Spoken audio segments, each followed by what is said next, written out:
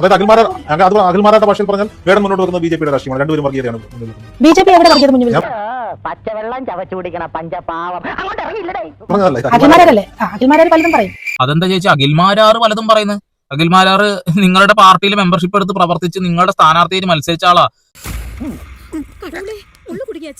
നിങ്ങളുടെ രാഷ്ട്രീയ പാർട്ടിയിലെ വർഗീയത കണ്ട് സഹിക്കാൻ വയ്യാതെ രാഷ്ട്രീയ പാർട്ടി ഒഴിവാക്കി പോയി സ്വതന്ത്രനായിട്ട് മത്സരിച്ചു നിന്ന ഒരാളാണ്. അതെന്താ ചേച്ചി പറ്റിയില്ലേ?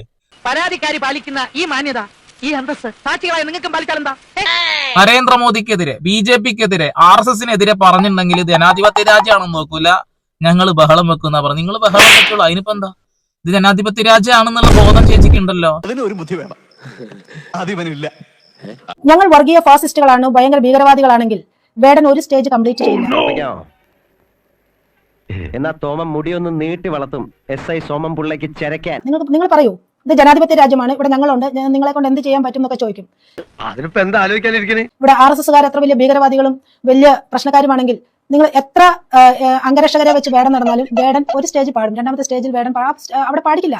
ഞാൻ കോമഡി ഫീൽ ചെയ്യാതിരിക്കാൻ വേണ്ടി തന്നെയാ സംസാരിക്കുന്നത്. നീ ഇങ്ങനെയൊക്കെ സംസാരിക്കുന്നത് തന്നെയാണ് ഏറ്റവും വലിയ കോമഡി.